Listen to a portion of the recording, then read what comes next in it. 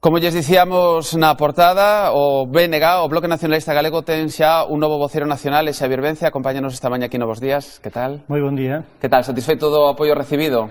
Bueno, pues era imposible pedir máis, non? Foi casi unánime, o sea que moi contento.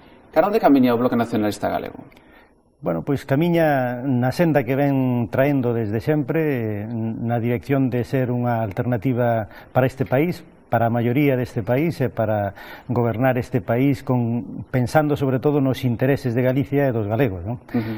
Por lo tanto, nese sentido non é que haxa un cambio na liña política do BNG, o que hai unha reafirmación na importancia de defender a soberanía de Galicia como un criterio fundamental para podermos sair da crise e, sobre todo, establecer unhas pontes moi estreitas de diálogo con toda a sociedade para poder chegarmos a ela, para poder convencermos ao maior número de galegos que nós somos a alternativa que interesa para resolver os seus problemas, non? Ajá. O BNG é unha fronte de partidos independentista? O BNG defínese como unha organización soberanista. Creo que o concepto de soberanía define moito mellor o que son as apostas que realmente necesita un país cando quere gobernarse a sí mesmo, non?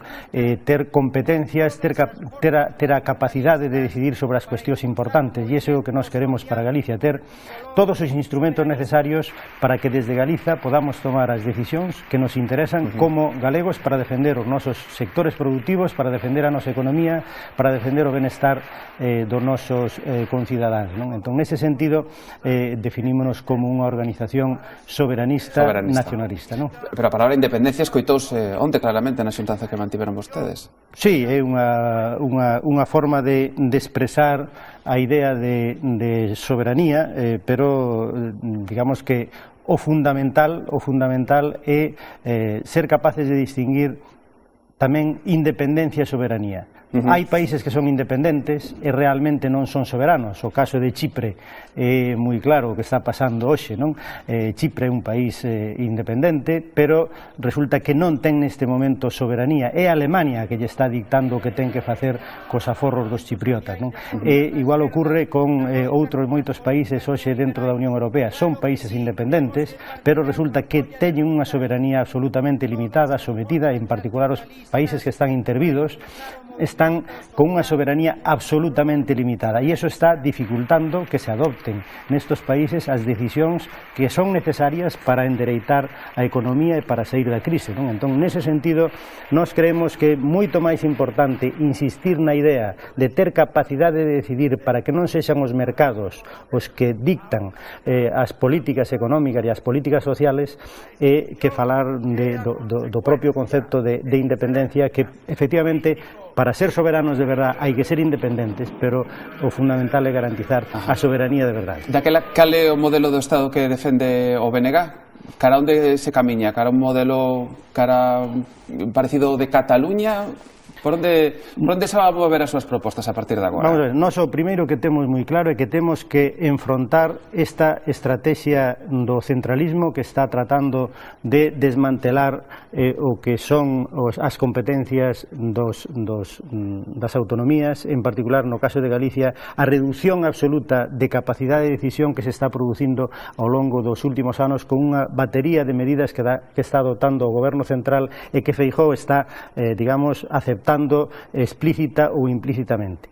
E, polo tanto, nós o primeiro que queremos evitar e confrontar é esa estrategia centralista pola que se está indo no Estado español. Esa deriva centralista conduce, sin dúbida, a un fracaso no económico e conduce a posta a disposición de Madrid e da oligarquía económica madrileña dos recursos de toda a periferia do Estado. Ese é o obxectivo dos centralistas. Nós queremos enfrontarnos a iso, nós queremos que Galiza teña as maiores cuotas de capacidade de decisión sobre os seus problemas e os seus asuntos económicos, e como horizonte queremos ir traballando na dirección de que os galegos entendan que a soberanía é o mellor método e a mellor das situacións para poder afrontarmos de verdade os nosos problemas. Ese, de algún xeito, horizonte. Distinguimos moi claramente o que é o horizonte de longo plazo e o que é a situación neste momento e o que temos que facer neste momento concreto a curto prazo. O certo é que hai persoas dentro do Bloque Nacionalista Galego que sí que perciben que a fronte camiña cara a posicións máis soberanistas e, de feito, escoitáronse críticas. Vostede como vai facer para consolidar a unidade dentro do Bloque alrededor disto? Ben, eu creo que a unidade onte foi prácticamente unánime e completa, non? Tanto as teses que se aprobaron na Asamblea como a dirección que saiu elexida saiu con un 95-96% de apoio, por lo tanto é prácticamente unánime. Pedir máis sería xa ir a este tipo de eleccións a búlgara que non son nin tan siquiera recomendables, non? Por lo tanto, claro, o que non se pode falar é de deriva soberanista no BNG, porque o BNG como nacionalismo desde 1918 é soberanista, non? Outra cousa é o acento e a importancia que se lle dea a ese discurso nun momento dado. Neste momento, coa crise que estamos vivindo e coa constatación de que os mercados están erosionando a capacidade de decidir dos países e que son os mercados os que están impoñendo as políticas económicas aos países e aos gobernos, é un momento especialmente acaído para erguermos a bandeira de decir, deciden os estados, deciden os gobernos, decide a ciudadanía, e iso é o que debe marcar a liña de acción de calquer goberno. Non pode ser esta situación na cual, digamos, a poboación elixe a uns gobernos con un programa e logo resulta que os mercados dictan o recambio dese programa. Iso é a negación da democracia, e a soberanía é unha condición esencial para que haxa democracia. Sin soberanía, a democracia non ten sentido, non? Entón, nós apostamos moi claramente por iso, porque a soberanía é unha forma de defender os nosos intereses, de ter instrumentos para protexer os nosos intereses, para adoptar as decisións de política económica que interesan ao país, que interesan á ciudadanía e aos traballadores, e por outro lado, ter soberanía para que a democracia teña sentido, para que a democracia teña contido, porque tomar decisións para que despois esas decisións sexan absolutamente barridas polas decisións de fondos de inversión e de bancos que operan desde non se sabe onde e que nos marcan as liñas de actuación, obviamente iso non ten sentido. Agora falaremos da situación económica, se lle preguntarei algunhas recetas para a crise, pero por rematar o tema do debate interno, desde hoxe Carlos Aymerich deixa de ser deputado do Bloque Nacionalista Galego e unha corrente dentro do BNG chamada Abrente, que lidera o propio Aymerich, e o Aymerich dá un paso atrás. Pasa a ser militante de base e queda nun segundo plano, cando estábamos moi afeitos a velo, pues, bueno, con amplo protagonismo dentro do bloque.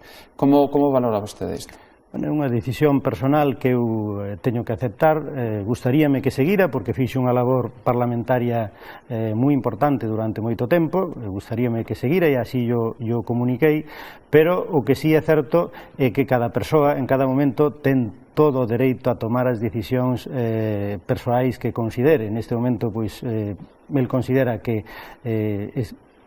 quere dar un paso atrás, que quere volver a traballar na universidade da que procede, que é a Universidade da Coruña, e obviamente é unha decisión lexítima. Eso non implica nada nin en canto á súa situación no BNG, que continúa sendo un militante do BNG, e non significa nada tampouco con respecto ao colectivo Abrente, do cal el forma parte, porque o colectivo Abrente manifestou moi explícitamente a súa continuidade e o seu compromiso co proxecto do BNG, e en particular a min personalmente manifestaronme o seu respaldo para a andaina que empezamos a partir de hoxe, non? Ajá.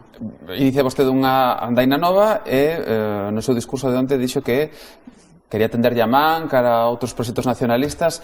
Ve posible vostede nun futuro próximo que haxa unha volta á unidade de todo o nacionalismo galego, ou é complicado dada como está a situación agora mesmo? Vamos a ver, compre ser realistas, pero o obxectivo é efectivamente recompoñer o espacio nacionalista, porque efectivamente creemos que ten que haber unha alternativa nacionalista verdadeiramente mayoritaria, coa capacidade de ser mayoritaria como opción política neste país, e para iso é necesario sumar todas as forzas e todas as enerxías que hai neste ámbito.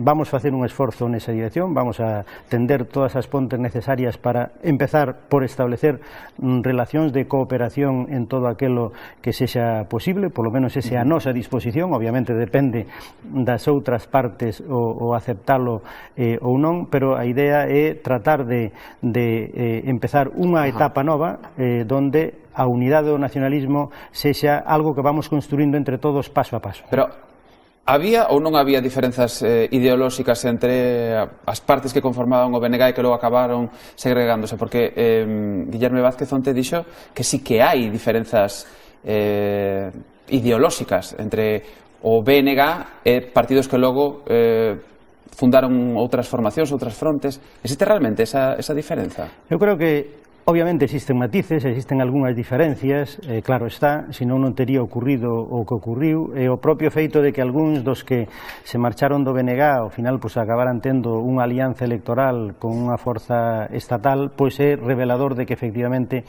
existían algunhas diferencias desde o punto de vista ideolóxico, pero eu creo que en todo caso as diferencias son relativamente menores se o que nos plantexamos é un proxecto para o país desde o nacionalismo, non? E sabendo que ese proxecto efectivamente debe ser plural, como é o BNG, pero digamos que no fundamental eu creo que é posible recuperar suficientes ideas de encontro e de consenso para traballar conxuntamente, non? Quédame un par de preguntas. A primeira delas ten que ver ca reflexión, porque a vostede non nos coitamos de momento, a reflexión que fai vostede do resultado das últimas eleccións autonómicas, na que o BNG pasa de terceira a cuarta forza política e é rebasada por outra formación política que é a Alternativa Galega de Esquerda.